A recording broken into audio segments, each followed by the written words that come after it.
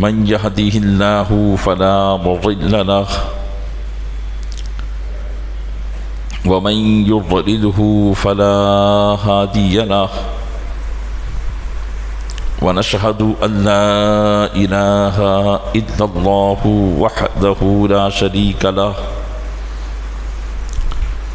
ونشهد أن سيدنا ومولانا محمدا عبده ورسوله أما بعد فأعوذ بالله من الشيطان الرجيم بسم الله الرحمن الرحيم إن الذين قالوا ربنا الله ثم استقاموا تتنزل عليهم الملائكة ألا تخافوا ولا تحزنوا وأبشروا بالجنة التي كنتم توعدون آمنت بالله صدق الله مولانا العظيم وبلغنا رسوله النبي الأمين المكين الكريم ونحن على ذلك لمن الشاهدين والشاكرين والحمد لله رب العالمين۔ آئیے سب سے پہلے ہم اور آپ آقا انعامدار مدینے کے تاجدار دونوں عالم کے مالک و مختار نائب پروردگار گلشن ہستی کی اولین فصل بہار کے دربار گوہربار میں درود پاک کا قیمتی ہار پیش کریں۔ اللہم صلی علی سیدنا شفیعنا نبینا مولانا محمد معدن الجود والکرم علیہ وبارک وسلم۔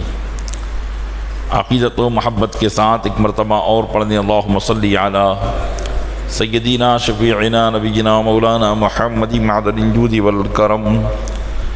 وعلیہ وبارک وسلم۔ گنبد خضراء کے تصور کے ساتھ ایک مرتبہ اور پڑھیں اللہم صلی علی سیدنا شفیعنا نبینا مولانا محمد معدن الجود والکرم منبع العلم والحلم والحکم وعلیہ واصحابہ وبارک وسلم صلاۃ و سلاما سرمدا دائما ابدا علیک یا رسول اللہ۔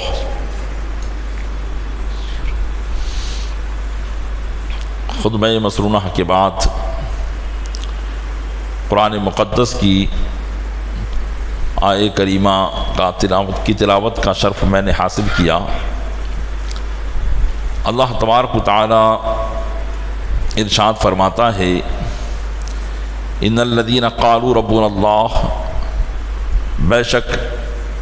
جن لوگوں نے کہا کہ ہمارا رب اللہ ہے،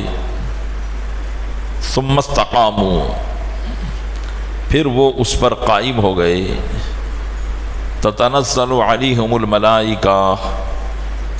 فرشتے ان پر نازل ہوتے ہیں،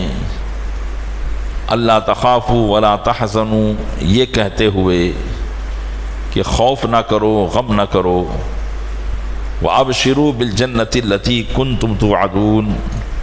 اور تمہیں خوشخبری ہو اس جنت کی جس کا تم سے وعدہ کیا جاتا تھا۔ حضرات، اس آیت کریمہ میں وہ باتیں ہیں کہ اگر اس آیت ہی پر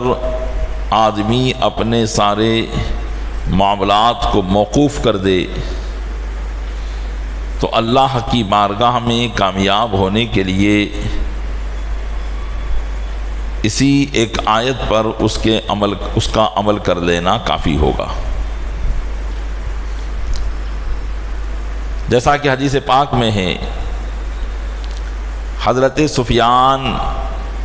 بن عبداللہ ثقفی کہتے ہیں قلت یا رسول اللہ علیہ الصلاۃ والسلام قل لی فی الاسلام قولا لا اسأل عنہ احدا بعدک۔ حضرت سفیان بن عبداللہ ثقفی کہتے ہیں کہ میں نے نبی کریم صلی اللہ علیہ وسلم کی بارگاہ میں عرض کیا کہ یا رسول اللہ علیہ الصلوۃ والسلام مجھے ایسی بات آپ بتا دیں کہ پھر میں آپ کے بعد کسی سے بھی اس کے متعلق کوئی سوال نہ کروں، مجھے کوئی اور بات پوچھنے کی ضرورت ہی نہ رہے، ایسی بات آپ مجھے ارشاد فرما دے اسلام کے بارے میں۔ تو آقا علیہ السلام نے فرمایا قل آمنت باللہ فاستقم، ارشاد فرمایا کہ میں اللہ پر ایمان لایا، اور فرمایا کہ یہ کہنے کے بعد اس پر قائم ہو جا، فاستقم، اس پر قائم ہو جا۔ یہ کہنا کہ ہمارا رب اللہ ہے، یہاں پر اللہ تبارک و تعالیٰ نے ان لوگوں کی تعریف فرمائی کہ جو کہتے ہیں کہ ربنا اللہ، ہمارا رب اللہ ہے، تو اس کا مطلب یہ ہوا کہ وہ ایمان لے آئے۔ اللہ کو ماننا ہی ایمان ہے، اور جتنی بھی چیزیں ہیں ماننے کی وہ سب اللہ کو ماننے میں آ جائے گی۔ نبی کو ماننا تو بھی اللہ ہی کو ماننے میں ہے، کہ جب آپ اللہ کو مانتے ہیں تو جس نے کسی کو بھیجا اس کو بھی ماننا ہوگا، اور جو اس کے ساتھ بھیجا اس کو بھی ماننا ہوگا۔ تو ہم نے اللہ کو مانا، ہم نے کہا ہمارا رب اللہ ہے، تو اسی اللہ نے نبی کو بھیجا، ہم نے نبی کو مانا۔ اسی اللہ نے نبی کے ساتھ وہ ساری باتیں بھیجی جو ہمارے لیے ہدایت کی تھی، تو ہم نے ان ساری باتوں کو بھی مان لیا۔ تو رب اللہ کہہ کر یہاں اسی بات کو بتایا گیا ہے کہ اس کا مطلب یہ ہے کہ وہ ایمان لے آئے، یعنی جو لوگ ان الذین قالوا، جن لوگوں نے یہ کہا کہ ہمارا رب اللہ ہے، مطلب جو لوگ ایمان لے آئے، جنہوں نے اللہ کو مان لیا، ثم استقاموا، پھر وہ اپنے ایمان پر ثابت قدم ہو گئے، اس سے ادھر ادھر نہ گئے۔ کیونکہ حدیث پاک میں ہے، حضرت انس بن مالک رضی اللہ تعالیٰ عنہ سے روایت ہے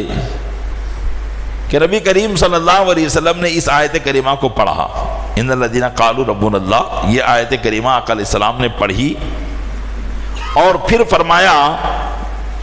قد قال الناس ثم کفر اکثرهم،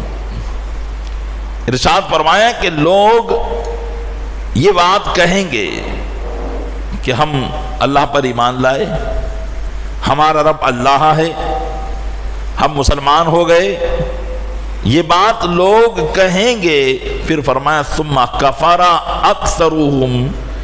پھر ان میں اکثر کافر ہو جائیں گے۔ تو پتہ چلا کہ ایمان لانے کے بعد انسان کو مطمئن نہیں ہو جانا چاہیے، بے فکر اور بے پرواہ نہیں ہو جانا چاہیے، بلکہ اسے اپنے ایمان کی حفاظت کرتے رہنا چاہیے، اور اپنے ایمان پر استقامت پاتے رہنا چاہیے۔ ایمان پر استقامت کا مطلب یہ ہے کہ مکمل طور پر وہ اسلام پر ثابت قدم ہو جائے، پوری زندگی ثابت رہے، یہاں تک کہ مرتے دم تک وہ اسی پر ثابت رہے، اپنی زندگی میں کوئی ایسا کام نہ کرے جس سے اس کے ایمان کو ٹھیس پہنچے، جس سے اس کا ایمان برباد ہو۔ تو ایمان کو ٹھیس کن چیزوں سے پہنچتی ہے؟ ایمان کو ٹھیس پہنچتی ہے برے اعمال سے، ایمان کو ٹھیس پہنچتی ہے اسلام کے اندر شک و شبہ پیدا کرنے سے، ایمان کو ٹھیس پہنچتی ہے اپنے ایمان کے اندر تردد پیدا کرنے سے۔ تو ہم اپنے ایمان کو ان تمام باتوں سے بچائیں اور اس بات پر ثابت قدم ہو جائیں کہ بحمدہ تعالی میں مسلمان ہوں، تو اس میں مجھے کوئی تردد نہیں ہے، کوئی شک و شبہ نہیں ہے، چاہے کیسا ہی معاملہ اور حادثہ میں اسلام کے خلاف دیکھ لوں، دشمنان اسلام کی کیسی ہی طاقت میں دیکھ لوں، دشمنان اسلام کا کیسا ہی غلبہ میں دیکھ لوں، اس کے باوجود بھی میں اسلام پر قائم و دائم رہوں۔ اس کو کہتے ہیں اسلام پر استقامت پا لینا، ایمان پر استقامت پا لینا۔ آج پیارے اسلامی بھائیوں، جس دور سے ہم گزر رہے ہیں، یہ دور بڑا آزمائش کا دور ہے، بڑا ہی آزمائش کا دور ہے۔ ٹیکنالوجی کا زمانہ ہے، دنیا ترقی کرتی جا رہی ہے، بعض لوگوں کو جدید ٹیکنالوجی کے ذریعے اسلام سمجھ میں نہیں آتا، اسلام کی باتیں سمجھ میں نہیں آتی، اسلام جن چیزوں کی باتیں کرتا ہے وہ باتیں سمجھ میں نہیں آتی۔ لوگ یہ کہہ کر اسلام کی باتوں کو آج کے زمانے میں اپنی نظروں سے اتارتے چلے جا رہے ہیں کہ یہ تو سب پرانے زمانے کی بات ہے،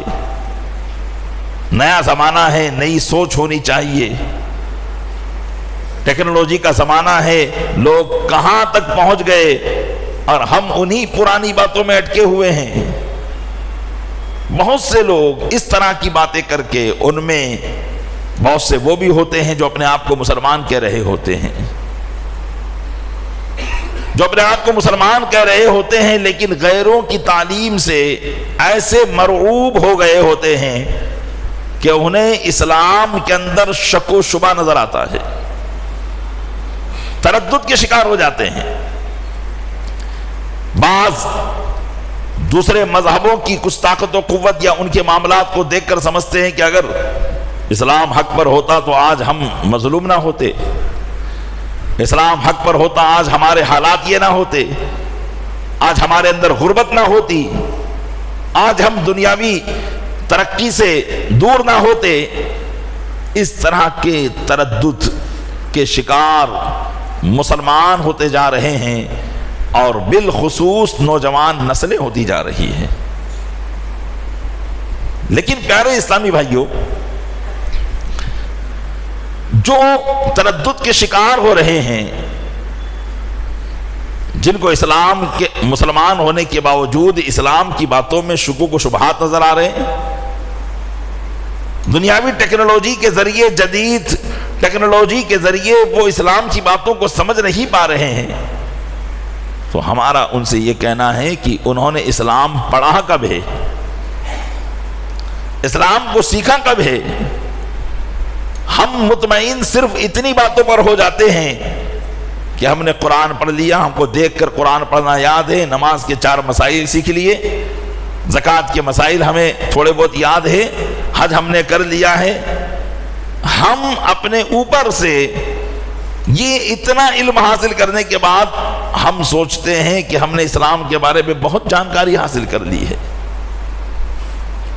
بہت معلومات حاصل کر لی ہے۔ تو ظاہر سی بات ہے کہ اگر ہم نے اسلام صحیح معنوں میں سیکھا نہیں ہے اور پھر اسلام کی باتیں ہمیں سمجھ میں نہیں آ رہی ہے، تو قصور اسلام کی باتوں کا نہیں، قصور ہماری کم علمی کا ہے، ہماری جہالت کا ہے، ہماری نادانی کا ہے کہ ہمیں وہ باتیں سمجھ میں نہیں آ رہی ہے۔ ورنہ بحمدہ تعالی اسلام اور اسلام کا ہر نظریہ ایسا ہے جو عقلاً تسلیم کیا جاتا ہے، اہل عقل اس کو تسلیم کرتے ہیں۔ اسلام لانے والے کوئی دیوانے لوگ نہیں تھے،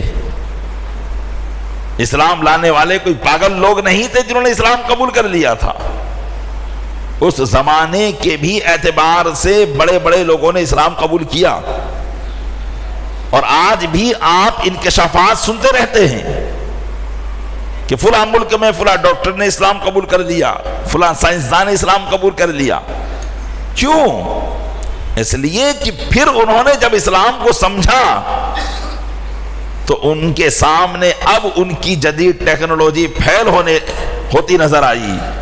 اور حقیقت میں اسلام ہی سچا مذہب ثابت ہوتا نظر آیا۔ تو جو یہ کہتے ہیں کہ اسلام کے اندر یہ باتیں ہیں، وہ باتیں، یہ نہیں ہونی چاہیے، وہ نہیں ہونی چاہیے، تو ہمارا ان سے یہ کہنا ہے کہ یا تو آپ اسلام کو مکمل پڑھو، مکمل اسلام کو پڑھو، اسلام کا کوئی حکم ہے، شریعت کا کوئی فیصلہ ہے تو اس کے پیچھے ریزن کتنے ہیں، دلیلیں کتنی ہیں، ان دلیلوں کو پڑھو۔ اور پھر وہ دلیلیں سمجھ میں نہ آئے تب تم کہہ سکتے ہو کہ بھائی یہ چیز نہیں ہونی چاہیے اور یہ نہیں ہونی چاہیے، لیکن ایسا ہو ہی نہیں سکتا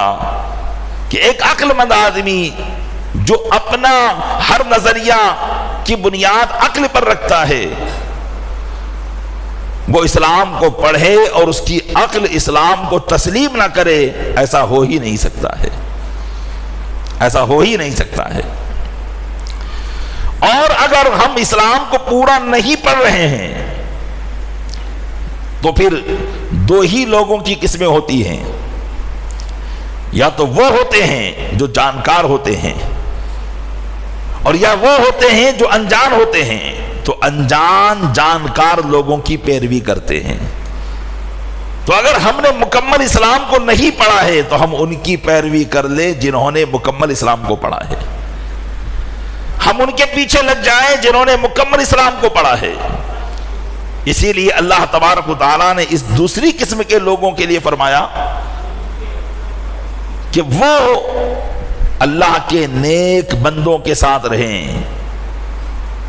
اللہ سے ڈرے اور سچوں کے ساتھ رہیں، جنہوں نے مکمل اسلام پڑھ لیا ہے ان کے دامن سے وابستہ ہو جائیں، ان کے نقش قدم پر چلیں، ان کی زندگی کو دیکھیں کہ جب ایسے جلیل القدر لوگ، عقل کے حامل لوگ اسلام قبول کر کے یا اسلام میں رہ کر اللہ عز و جل کی بارگاہ سے جو خدمات ان کو میسر ہوئی، ان خدمات پر جب وہ عمل کر رہے ہیں تو یہ کوئی بے وقوفی کی بات نہیں ہے، بلکہ ہمارے لیے یہ ہے کہ ہم کو سمجھ میں نہیں آتا تو ہم ان کی پیروی کریں۔ اسی لیے اللہ نے فرمایا یا ایھا الذین آمنوا اتقوا اللہ وکونوا مع الصادقین، اے ایمان والو اللہ سے ڈرو اور سچوں کے ساتھ ہو جاؤ۔ بزرگان دین کی پیروی کرنے کے لیے اسی لیے کہا گیا، نبوت کا دروازہ بند ہوا، اولیاء کرام کو اسی لیے بھیجا گیا، غریب نواز رضی اللہ تعالیٰ عنہ کی ذات ہندوستان میں اسی لیے تشریف لائی مکمل اسلام کو پڑھ کر،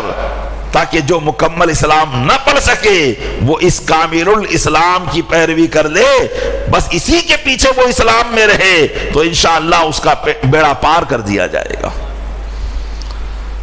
تو پیارے اسلامی بھائیو، اسی بات کو ہمارا رب فرما رہا ہے، ان الذین قالوا ربنا اللہ ثم استقاموا، بے شک جنہوں نے کہا کہ ہمارا رب اللہ ہے پھر اس پر وہ استقامت حاصل کر لیے۔ تو یہ ہے استقامت کا معنی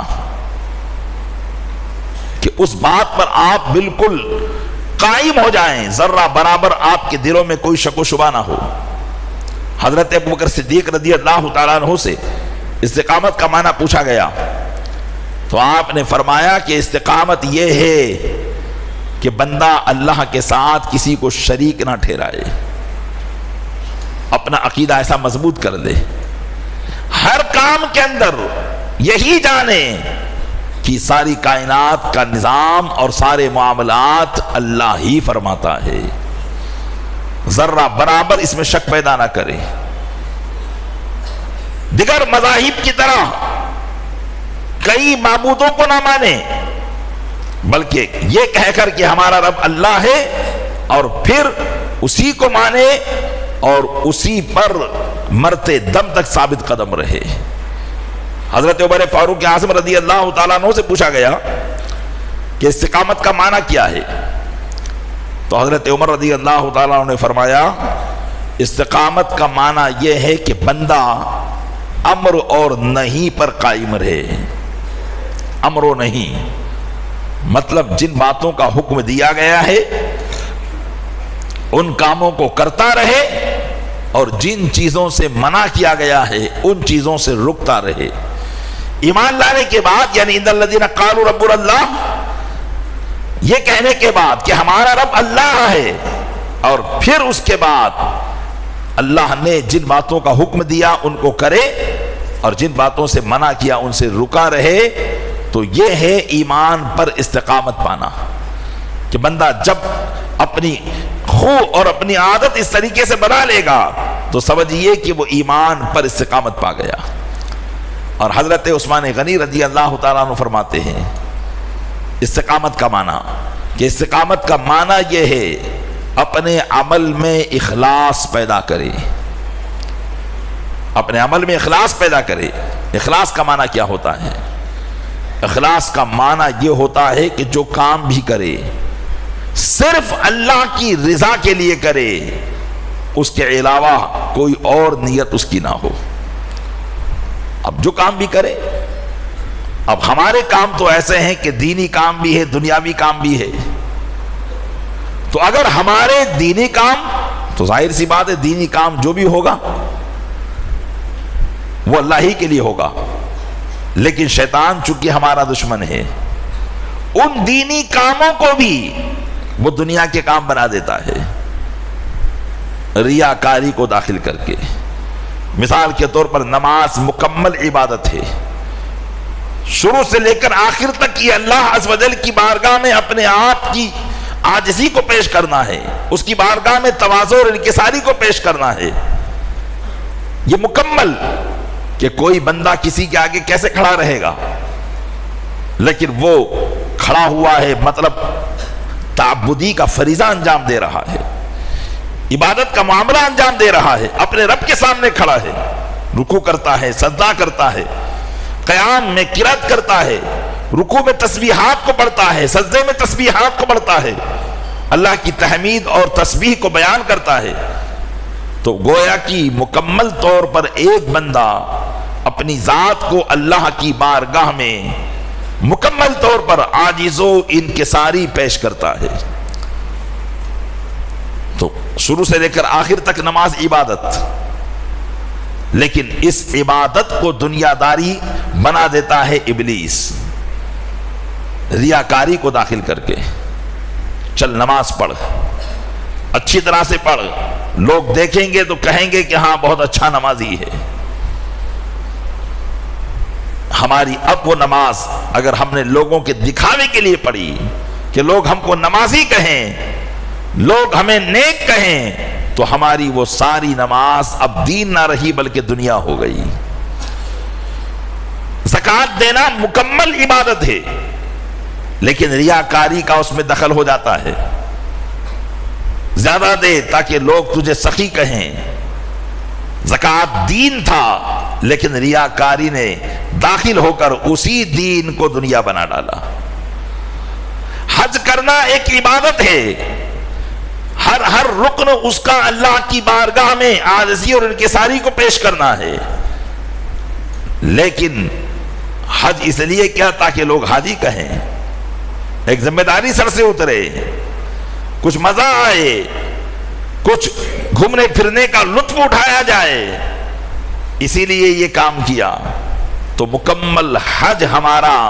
دین نہ رہا بلکہ دنیا بن گیا۔ اسی طریقے سے پیارے اسلامی بھائیوں، جتنی بھی دینیات ہیں، جتنی بھی عبادات ہیں جو مکمل عبادت ہے، ان کے اندر اخلاص ہونا ضروری ہے۔ یہ چیز ہونا ضروری ہے کہ میں یہ کام صرف اپنے رب کی رضا کے لیے کر رہا ہوں۔ ایمان لانے کے بعد حضرت عثمان غنی رضی اللہ تعالیٰ عنہ فرماتے ہیں اس کو استقامت کہتے ہیں، کہ اگر وہ ہر چیز میں کامیاب ہو جائے اور کسی بات میں بھی ریاکاری کا دخل نہ کرے تو وہ سمجھیے کہ مکمل طور پر کامیاب ہو گیا۔ اور یہی ہے استقامت، کہ وہ اللہ کی طرف سے مستقیم ہو گیا، مطلب جو اس نے کہا تھا کہ ہمارا رب اللہ ہے تو وہ حقیقت میں اپنے رب کو اللہ مان رہا ہے۔ ورنہ اگر نماز ہم نے دکھاوے کے لیے پڑھی تو یہ نماز اللہ کے لیے نہ ہوئی، یہ اس کے لیے ہوئی جس کے لیے پڑھی۔ اسی لیے حدیثوں کے مفہوم ہیں، آقا علیہ السلام فرماتے ہیں کہ نمازیوں کی نمازیں ان کے منہ پر ماری جائے گی، اہل علم کا علم ان کے منہ پر مارا جائے گا،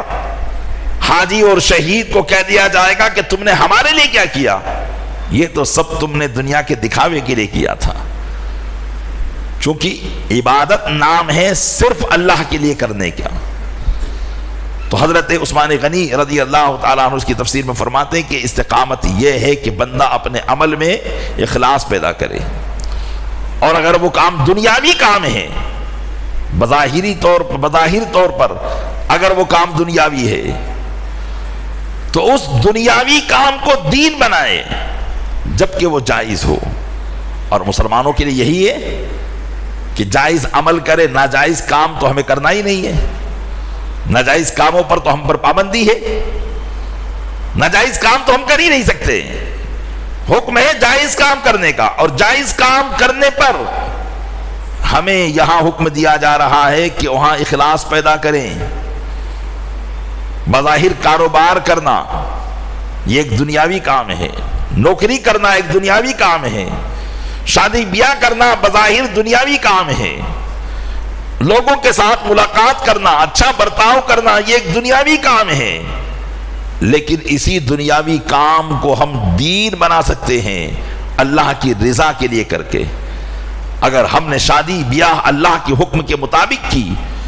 تو یہی شادی بیاہ ہمارے لیے نہ صرف معاملہ رہے گا بلکہ یہی عبادت کا درجہ بن جائے گا۔ اسی لیے امام اعظم رضی اللہ تعالیٰ عنہ فرماتے تھے کہ نکاح کی مجلس میں شریک ہونا نفل عبادت میں مشغول ہونے سے بہتر ہے، کہ بندہ نفل عبادت میں مشغول ہو، اس سے بہتر اگر کہیں نکاح کی محفل ہو تو اس میں شرکت کرے۔ اب نکاح کی محفل سے مراد کھانا وانا نہیں ہے، جہاں ایجاب و قبول ہو رہا ہو، اللہ و رسول کا خطبہ پڑھا جا رہا ہو، وہاں شرکت کرنا۔ کیوں؟ اس لیے کہ نکاح صرف معاملہ نہیں ہے بلکہ اللہ اور اس کے رسول کے حکم پر عمل ہے، اور وہاں بندہ اس کی پابندی کرتا ہے تو اس میں شریک ہونا اس کے لیے دنیاوی معاملات سے بہتر یا نفلی عبادت سے بہتر ہے۔ تو پیارے اسلامی بھائیوں، اب یہاں دیکھیے معاملہ تھا نکاح، لیکن اگر حسن نیت سے کرا، اخلاص نیت سے کیا تو یہی نکاح ہمارے لیے عبادت بن گیا۔ کاروبار دنیاوی ہم کماتے ہیں اپنے پیٹ بھرنے کے لیے، لیکن اگر اسی کو جائز طریقے سے کیا، اللہ اور اس کے رسول صلی اللہ علیہ وسلم کے فرمان کے مطابق کیا تو یہی کاروبار ہمارے لیے عبادت بن جائے گا۔ اب دنیا کے تمام جائز کام آپ سوچتے چلے جائیے، غور کرتے چلے جائیے، اور ان میں اخلاص کو پیدا کرتے چلے جائیے۔ نیت یہ کیجئے کہ میں یہ کام صرف اللہ کی رضا کے لیے کر رہا ہوں اور اس کے ذریعے میں دین اسلام کو تقویت پہنچاؤں گا، تو پھر اس کی وہ دنیا دین بن جائے گی، اور یہی ہے اس کا دین پر استقامت پانا۔ حضرت عثمان غنی رضی اللہ تعالیٰ عنہ نے اسی بات کو یہاں ارشاد فرمایا ہے کہ جو لوگ کہیں کہ ہم اللہ، ہمارا رب اللہ ہے، پھر اس پر استقامت پا گئے، تو یہ ہے استقامت کا معنی۔ اب جو استقامت پا جاتے ہیں تو ان کے لیے کیا ہے؟ جو ایمان لا کر ایمان پر استقامت پا جائیں ان کے لیے کیا ہے؟ اللہ ارشاد فرماتا ہے آگے، تتنزل علیہم الملائکہ، ان پر فرشتے اترتے ہیں، ان پر فرشتے اترتے ہیں جو دین پر استقامت پا لیتا ہے، اور فرشتے اتر کر انہیں کیا کہتے ہیں؟ اللہ تخافوا ولا تحزنوا، خوف نہ کرو اور غم نہ کرو۔ مفسرین فرماتے ہیں کہ انہیں بہت سے خوف سے محفوظ کر دیا جاتا ہے، انہیں برے خاتمے سے معمون کر دیا جاتا ہے، دنیا ہی کے اندر انہیں یہ اطمینان دلا دیا جاتا ہے کہ تمہارا خاتمہ ایمان پر ہوگا، انہیں خوف سے محفوظ کر دیا جاتا ہے، انہیں قبر کا خوف نہیں ہوتا، انہیں قیامت کے خوف نہیں ہوتا، اور نہ ہی دنیا چھوٹنے کا انہیں غم ہوتا ہے۔ فرشتے ان کے پاس آ کر انہیں یہ خبر دیتے ہیں کہ خوف نہ کرو، غم نہ کرو، وَأَبْشِرُوا بِالْجَنَّةِ الَّتِي كُنْتُمْ تُوعَدُونَ، اور فرشتے اس بات کی انہیں خوشخبری سناتے ہیں کہ اللہ تعالیٰ نے تمہارے لیے جنت رکھی ہے جس کا تم سے وعدہ کیا جا رہا ہے۔ علماء فرماتے ہیں کہ مومن کو جو واقعی حقیقت میں ایمان پر ثابت قدمی اختیار کر لیتا ہے اسے دنیا ہی میں 3 بشارت سنا دی جاتی ہے، اور 3 وقت یہ بشارت سنائی جاتی ہے۔ ایک بشارت اس کو مرتے وقت جب نزا کا عالم ہوتا ہے تو اسے حسن خاتمہ کی بشارت سنا دی جاتی ہے۔ حسن خاتمہ یعنی اچھا خاتمہ، کہ تیرا خاتمہ ایمان پر ہو رہا ہے۔ اسے نزا کے وقت سکرات کی تکلیف میں حسن خاتمہ کی بشارت سنا دی جاتی ہے۔ اور دوسری بشارت جب وہ قبر میں پہنچتا ہے تو اسے یہ سنا دیا جاتا ہے کہ اللہ تعالیٰ نے تیرے لیے قبر کے مراحل کو آسان کر دیا ہے۔ یہ دوسری بشارت ہے۔ اور تیسری بشارت اسے قیامت کی سنا دی جاتی ہے کہ اللہ تعالیٰ نے قیامت میں بھی تیرے حساب و کتاب کو آسان کر دیا ہے۔ تو یہ 3 قسم کی بشارت ان لوگوں کو دنیا میں سنا دی جاتی ہے کہ جو اللہ پر ایمان لا کر ایمان پر استقامت کو حاصل کر دیتے ہیں۔ پیارے اسلامی بھائیوں، آج کے زمانے میں یقیناً ایمان پر ہر طریقے سے حملہ کیا جا رہا ہے۔ ایمان ہر طریقے سے برباد کرنے کی کوشش کی جا رہی ہے۔ آج ہم بسا اوقات بہت سی چیزوں کو اپنے لیے ترقی سمجھ رہے ہوتے ہیں، لیکن ہمیں غیر محسوس طریقے سے اپنے ایمان سے اس ترقی کے راستے سے دور کیا جاتا ہے۔ اس ترقی کے راستے کا جھانسا دے کر اپنے ایمان سے دور کیا جاتا ہے۔ ایسی بہت سی مثالیں آپ کے سامنے پیش کی جا سکتی ہے۔ اس لیے آپ کو سوچنا ہوگا، ہر کام کرنے سے پہلے سینکڑوں مرتبہ آپ کو غور و فکر کرنا ہوگا کہ کہیں اس کام کے کرنے سے میرے ایمان کو کوئی ٹھیس تو نہیں پہنچے گی، کہیں ایسا تو نہیں ہوگا کہ میرا خاتمہ خراب ہو جائے، کہیں ایسا تو نہیں ہوگا کہ میری آخرت خراب ہو جائے۔ کیونکہ آج ہر طرف سے ایمان پر حملے ہیں، ہر طرف سے عقیدوں کی بربادی ہے اور عقیدوں کو برباد کرنے کی کوشش کی جا رہی ہے۔ اب جیسے ہم ایک ایسے ملک میں رہتے ہیں جہاں بہت سے ماننے والے مذہب کے لوگ رہا کرتے ہیں، ہر ایک کی سوچ الگ ہے، ہر ایک کا نظریہ الگ ہے، ہر ایک کے اللہ کو یا اس کے گمان کے مطابق جس کی وہ عبادت کرتا ہے اس کا نظریہ الگ ہے۔ لیکن اسلام ہر نظریے سے ایک الگ نظریہ رکھتا ہے۔ اسلام کا نظریہ توحید کا نظریہ ہے، اسلام کا عقیدہ توحید کا عقیدہ ہے۔ اب اسی توحید کو بہت طریقوں سے برباد کیا جا رہا ہے۔ شرک اصغر تو یہ تھا کہ ہم نے اپنے عمل میں ریاکاری کر لی، اور آج مسلمان شرک کرتا ہوا نظر آ رہا ہے۔ کہیں ترقی کے نام پر اور لوگوں سے میل ملاپ کے نام پر وہ مندروں میں بھی جاتا ہوا نظر آ رہا ہے، انسانیت کے نام پر گھنٹے بجاتا ہوا بھی نظر آ رہا ہے، انسانیت کے نام پر وہ غیر مذاہب کے شلوک بھی پڑھتا ہوا نظر آ رہا ہے کہ بھئی اس کے پڑھنے میں کیا ہے؟ یہی تو ہے کہ بھئی ہم مسلمان ہیں، جب ساری ہی چیزیں آپ کو کر لینا ہے تو پھر اسلام نام کس کا رہ جائے گا؟ آج تعلیم کے نام پر ایمان کو برباد کرنے کی کوشش کی جا رہی ہے۔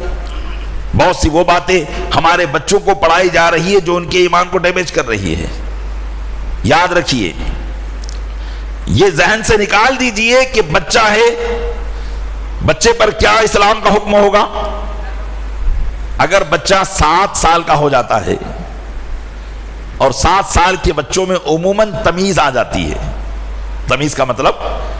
اچھی بری چیزوں کو پہچاننے لگتا ہے، کون سی چیز اس کے لیے فائدہ مند ہے، کون سی چیز اس کے لیے نقصان دہ ہے، وہ پہچاننے لگتا ہے۔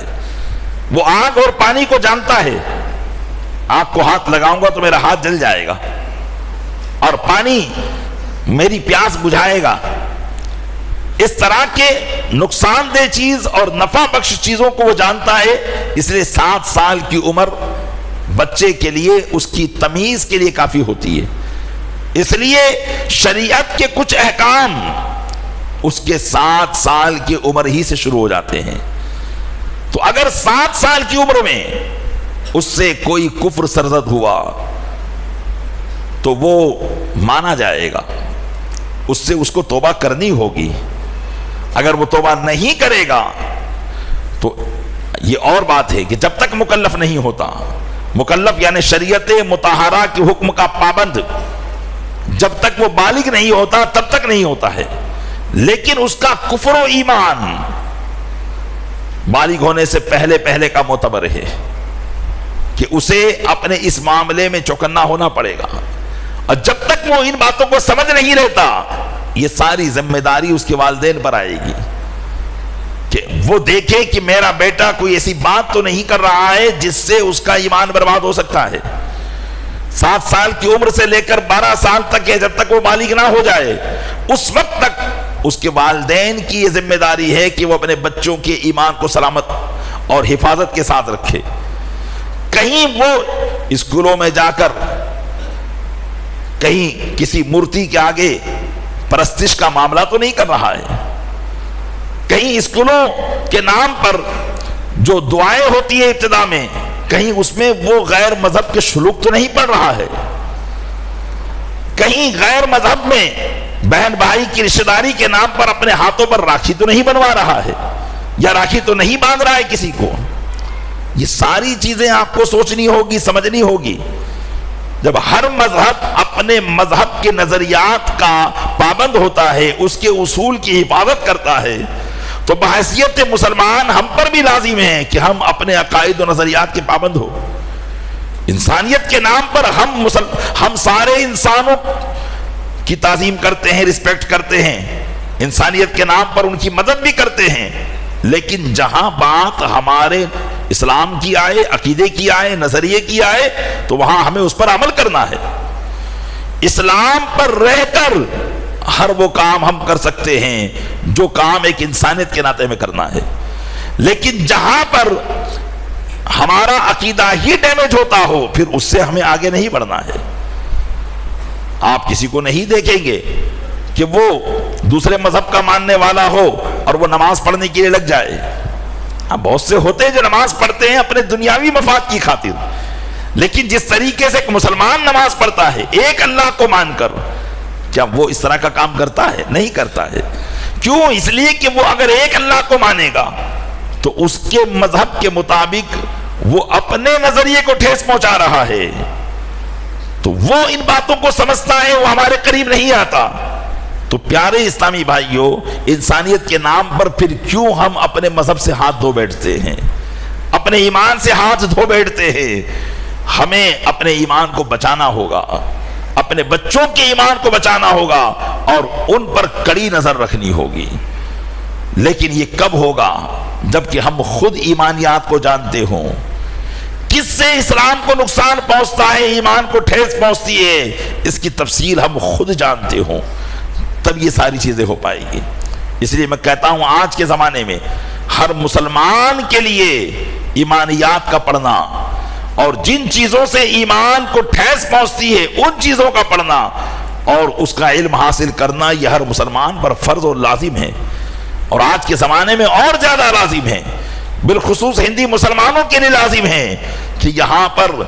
ایمان کے برباد کرنے کے بہت سے راستے ہیں, ایمان کے برباد کرنے کے بہت سے راستے ہیں. سب سے پہلے تو یہ کہ ہماری زبان عربی نہیں,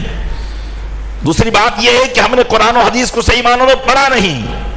اور تیسری بات یہ ہے کہ ہم اپنے دین سے دنیا کے نام پر بہت دور ہو چکے ہیں.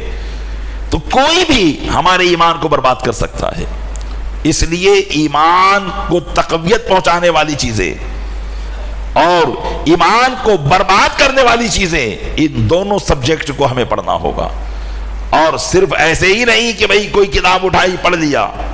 بلکہ جیسے ایک اسکولی تعلیم ہم حاصل کرتے ہیں اپنی دنیا بنانے کے لیے, اپنا ایک مستقبل بنانے کے لیے, فیوچر بنانے کے لیے, اسی طریقے سے ہمیں ضروری ہے کہ ہم اپنے ایمان کی حفاظت کے لیے باقاعدگی کے ساتھ ایک سلیبس کے طور پر ہم اس علم کو حاصل کریں.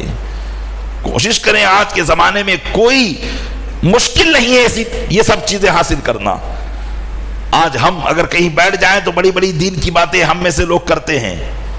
لیکن اگر پوچھا جائے بیسک اسلام کی معلومات تو اکثر بتانے سے قاصر ہو جائیں گے۔ میرا خطاب، اور میں ہر اس سے مخاطب ہوں کہ جو واقعی بحمدہ تعالی اپنے آپ کو مسلمان کہتا ہے اور مسلمان رہنے پر فخر محسوس کرتا ہے، اور اس کی تمنا یہ ہے کہ اللہ مجھے ایمان پر موت عطا فرمائے، تو پھر اس کے لیے اسے چاہیے کہ وہ اس کے لیے کوشش کرے، اوامر و نواہی پر عمل کرے، اخلاص کو پیدا کرے، اور اپنے ایمان کو نقصان پہنچانے والی چیزوں کو جانے، علم حاصل کرے اس کا، تب جا کر وہ اپنے ایمان کو بچا سکتا ہے۔ صرف ایک جمعہ کی تقریر ہمارے ایمان کی تقویت کے لیے کافی نہیں ہے، صرف ایک کسی واعظ میں حاضر ہو جانا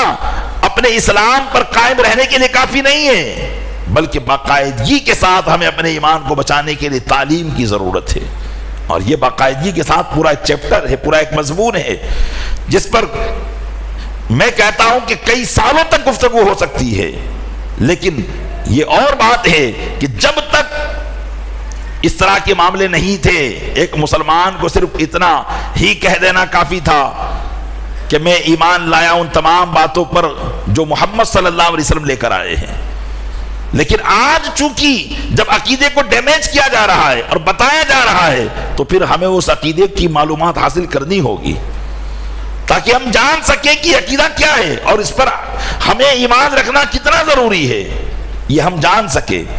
تبھی ہم اپنے ایمان کی حفاظت کر پائیں گے۔ پیارے اسلامی بھائیوں، رب تبارک و تعالیٰ نے اسی بات کو یہاں ارشاد فرمایا ہے جو یقیناً ہر مسلمان کی کامیابی کا راز ہے۔ ان الذین قالوا ربنا اللہ، بے شک جن لوگوں نے کہا کہ ہمارا رب اللہ ہے، ثم استقاموا، پھر وہ اس پر قائم ہو گئے۔ تو چونکہ قائم ہونے والے بہت کم ہیں اور بکر جانے والے اور گمراہ ہو جانے والے بہت زیادہ ہیں، جیسا کہ حدیث پاک آپ نے سماعت کی، حضرت انس بن مالک نے کہا کہ آقا علیہ السلام نے اس آیت کریمہ کی تلاوت کی اور فرمایا کہ بہت سے وہ لوگ ہوں گے جو اس بات کو کہیں گے کہ ہمارا رب اللہ ہے، لیکن کفر اکثرہم، ان میں اکثر کافر ہو جائیں گے، فمن مات علیہا فہو ممن استقام، تو جو اس پر مرا مطلب استقامت پر مرا تو وہ اس سے ہے جس نے استقامت کو پا لیا۔ تو حدیث پاک میں ہے کہ اتنا کہہ لینے پر، ایمان لا لینے پر صرف مطمئن ہو جانا یہ کافی نہیں ہے، بلکہ اس کے لیے کوشش کر دینی پڑے گی۔ اللہ تبارک و تعالی ہمیں اپنے ایمان کو مضبوط کرنے اور عقائد اسلام کو حاصل کرنے کی ہمیں توفیق عطا فرمائے، اور آج کے اس دور پرفتن سے ہمارے عقیدوں کو محفوظ فرمائے، اور مرتے دم تک ہمیں ان عقائد پر قائم و دائم رکھ کر حسن خاتمہ عطا فرمائے اور ایمان پر ہم سب کی موت عطا فرمائے۔ آمین بجاہ النبی الامین صلی اللہ علیہ وآلہ وسلم۔